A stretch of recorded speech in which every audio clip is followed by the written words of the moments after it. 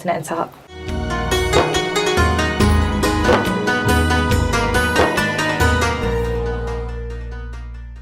Welcome back. ہمارے ساتھ موجود ہے علامہ نقاش حسنین صاحب، اور ان سے ہم یہ سوال کریں گے کہ بتائیں کہ حلالہ کی تعریف کیا ہے. اعوذ باللہ من الشیطان الرجیم، بسم اللہ الرحمن الرحیم. تمام تعریفیں پروردگار عالم کے لیے، درود و سلام محمد والے محمد پر. سب سے پہلے آپ تمام ٹیم والوں کا شکریہ ادا کرتا ہوں کہ آپ نے اس اہم موضوع پہ لب کشائی کرنے کے لیے مجھے بلایا ہے. سب سے پہلے یہ ایک اچھا سوال ہے کہ آخر حلالہ ہے کیا. ہم حلالہ کی حقیقت جانیں تاکہ اس کے بارے میں فیصلہ کر سکیں کہ یہ ایک اچھا عمل ہے یا برا عمل ہے، یا اس میں ایک شخص کو کیا کرنا چاہیے. عام جو تعریف کی گئی ہے حلالہ کی کہ ایک شخص اپنی بیوی کو 3 طلاقیں دیتا ہے، شرعی طلاقیں 3 طلاقیں دیتا ہے. جب وہ تیسری طلاق دیتا ہے تو وہ اس کی بیوی اس پر حرام ہو جاتی ہے، یعنی اس کی بیوی اب دوبارہ اس سے شادی نہیں کر سکتی.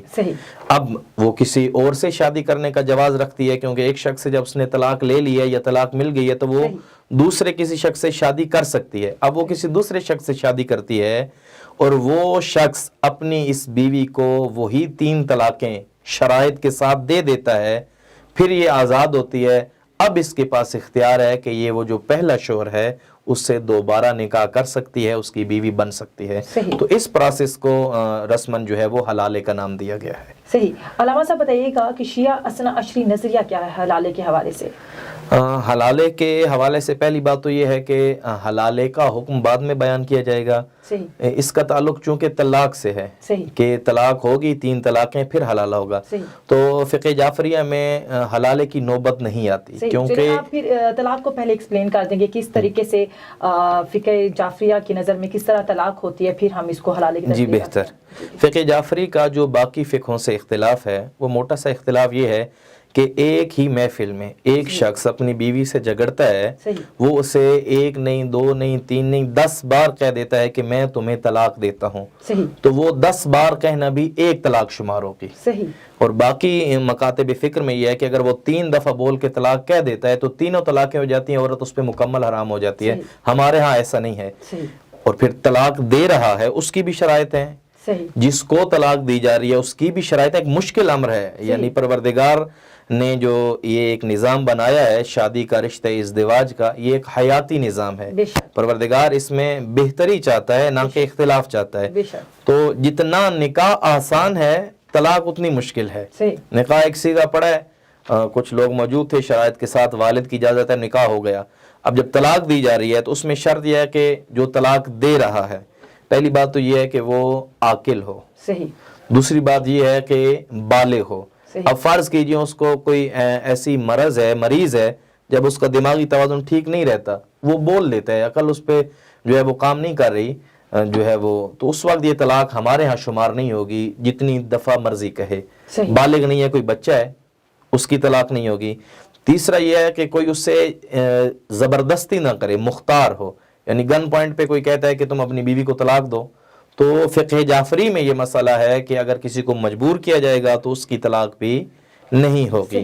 پھر یہ ہے کہ غصے کی حالت میں نہ ہو، غصے کی حالت میں بھی دی گئی طلاق وہ طلاق نہیں ہوتی. پھر وہ بیوی کو معین کرے کہ میں تمہیں طلاق دے رہا ہوں. فرض کیجئے کسی کی 2 یا 3 بیویاں ہیں، اس کی شرائط ہیں. پھر جس کو طلاق دی جا رہی ہے اس عورت کی بھی شرائط ہیں کہ عورت حاملہ نہ ہو، ماں بننے والی نہ ہو.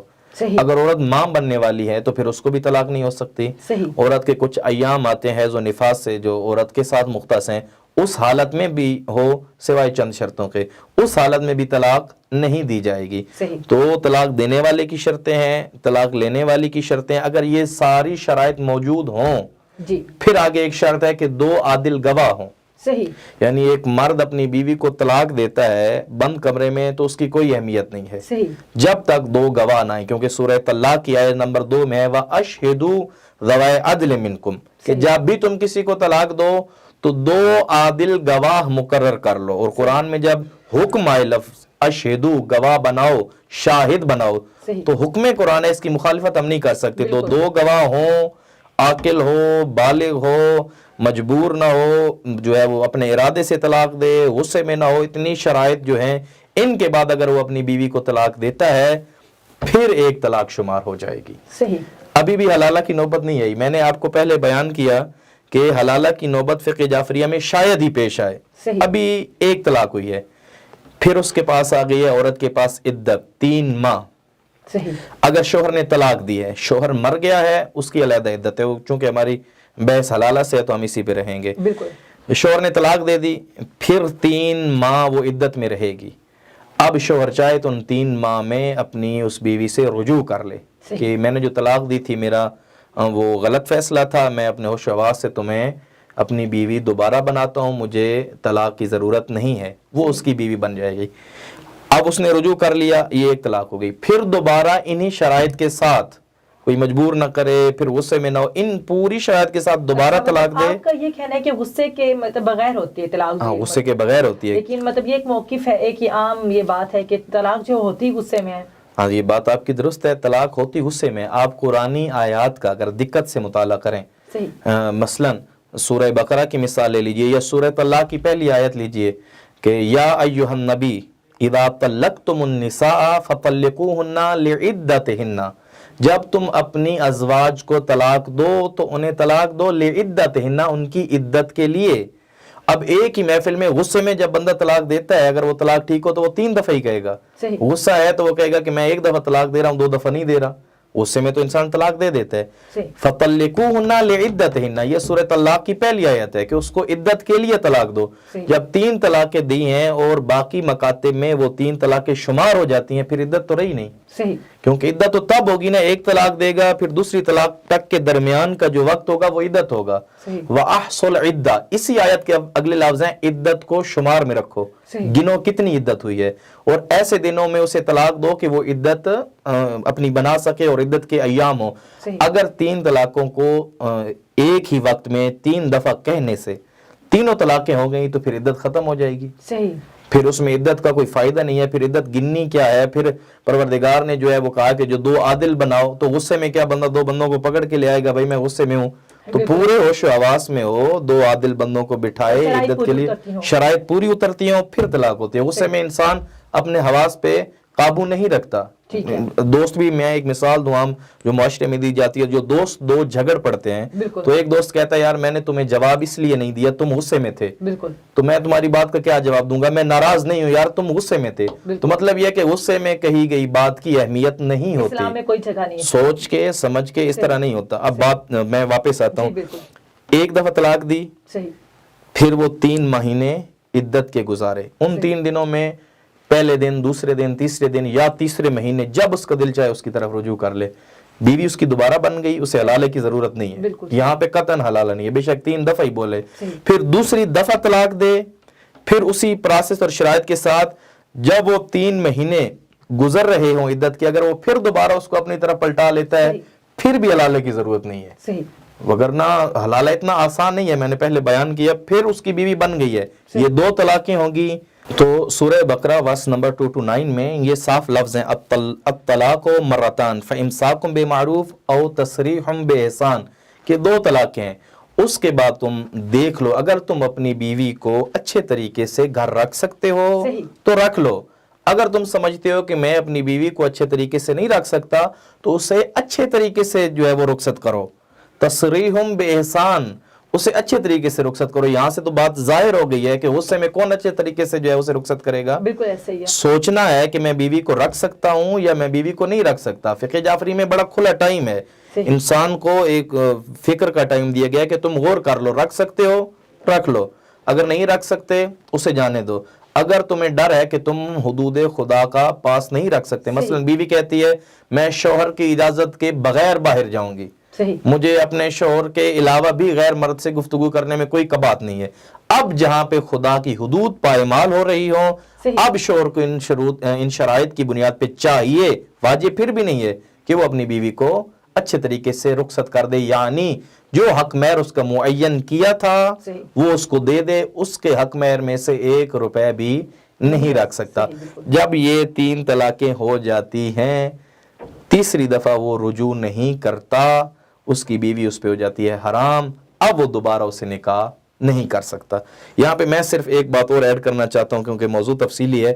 میں ایک اور مثال دیتا ہوں. ایک شخص نے اپنی بیوی کو طلاق دی ہے فقہ جعفری کی شرطوں کے مطابق, 3 مہینوں میں وہ رجوع نہیں کرتا, صحیح، یہ تو وہ صورت تھی نا کہ 3 مہینوں میں تم نے اسے رجوع کر لیا ہے، بالکل ایسے ہی ہے، تم نے اسے رجوع نہیں کیا، طلاق ہو گئی ہے، صحیح، اب کیا کرے؟ اب حلالہ کرے۔ جی جی بالکل، یہاں پہ بھی حلالہ نہیں ہے، کیونکہ قرآن نے کہا ہے اب طلاق و مرتان، 2 طلاقوں تک وہ رجوع کر سکتا ہے۔ صحیح، اگر وہ طلاق دیتا ہے مرد اپنی بیوی کو اور 3 مہینے میں رجوع نہیں کرتا، عورت طلاق یافتہ ہو جائے گی۔ اب یہ دوبارہ ملنا چاہتے ہیں، پھر بھی حلالہ کی ضرورت نہیں ہے، شوہر بیوی سے نکاح جدید، دوبارہ نکاح، جس طرح پہلی دفعہ کیا تھا کر لے۔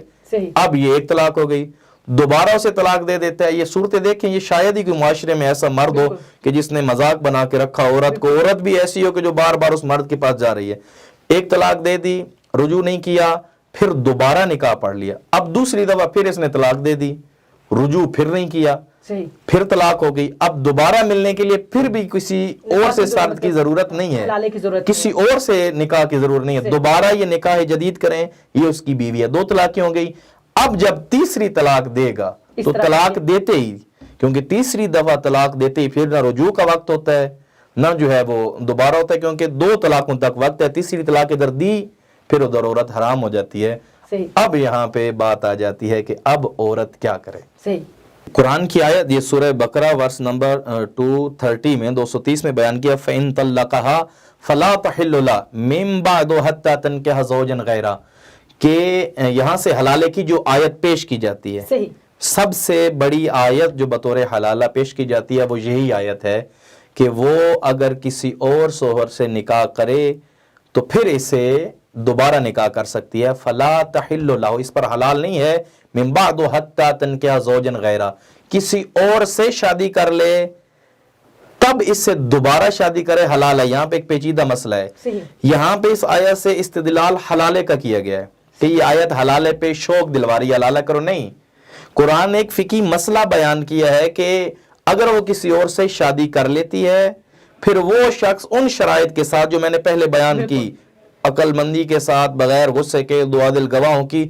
وہ اسے طلاق دیتا ہے، پھر 3 مہینوں میں رجوع کر لیتا ہے تو پھر بھی طلاق نہیں ہوئی، یا رجوع نہیں کرتا، طلاق ہو جاتی ہے، دوبارہ نکاح کر لیتا ہے، ان تمام شرائط کے ساتھ اگر وہ دوبارہ دوسرا شوہر بھی طلاق دیتا ہے تیسری طلاق کے بعد، اب اس کے پاس اختیار ہے، نہ کہ مجبور کیا جائے کہ تم شادی اس لیے کرو، نہ کہ شوہر کو پیسے دیے جائیں جو آج کل حلالہ سنٹر بنے ہوئے ہیں کہ تم اس لیے شادی کرو کہ اسے طلاق دینی ہے، نہیں، پری پلان نہ ہو۔ اگر دوسرے مرد سے نہیں بنتی، اس نے 3 طلاقیں دے دی ہیں اور یہ چاہتی ہے کہ میں پہلے شوہر کے پاس جاؤں، تو اب یہ دونوں شادی کر سکتے ہیں۔ یہ ایک فقہی مسئلہ ہے، ایک شخص نے طلاق دی، 3 طلاقیں ہو گئیں، یہ عورت اس سے شادی نہیں کر سکتی۔